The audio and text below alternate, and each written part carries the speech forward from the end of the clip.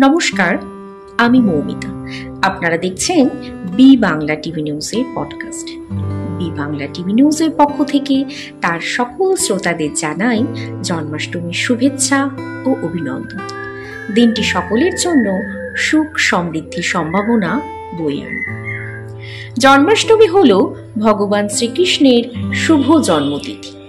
এটি হিন্দুদের একটি পবিত্র উৎসব। প্রতি বছর ভাদ্র মাসে কৃষ্ণপক্ষের অষ্টমী তিথিতে জন্মাষ্টমী পালিত হয়। এটি কৃষ্ণাষ্টমী, গোকুলাষ্টমী, শ্রীকৃষ্ণ জয়ন্তী নামেও পরিচিত।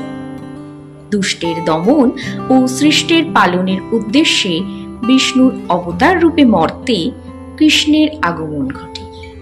শ্রীকৃষ্ণ ছিলেন দুরাচারী কংসের ভগিনী দেবকী এবং বাসুদেবের অষ্টম সন্তান। শ্রীকৃষ্ণের মামা কংসই ছিলেন তার পরম শত্রু। তাই তার জন্মের রাতেই পিতা বাসুদেব তাকে যমুনা নদী পার করে গোকুলে পালক মাতা পিতা যশোদা ও নন্দর কাছে রেখে আসেন। সেখানেই শ্রীকৃষ্ণের বেড়ে ওঠা।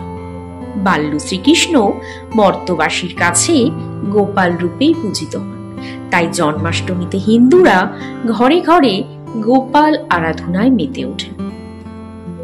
শ্রীকৃষ্ণের জন্মতিথি হিন্দুদের কাছে খুবই পুণ্যতিথি। এই পুণ্যতিথিতে শ্রীকৃষ্ণের আরাধনা করলে শ্রী বিষ্ণুর আশীর্বাদ পাওয়া যায় বলে মনে করা হয়।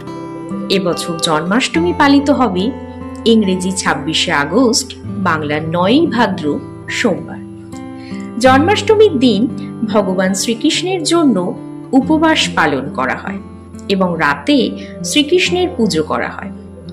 হলুদ, দই, ঘি, তেল, গঙ্গা জল ইত্যাদি দিয়ে ভগবান শ্রীকৃষ্ণকে স্নান করানো হয়। তার গায়ে চন্দন লাগানো হয়। পূজার অন্যান্য উপকরণের পাশাপাশি গোপালের প্রিয় খাবার যেমন মাখন, মিছরি, তালের বড়া, ক্ষীর, মালপোয়া সাজিয়ে গোপালকে নিবেদন করা হয়। সঙ্গে থাকে স্তোত্রপাঠ ও কীর্তনের আয়োজন।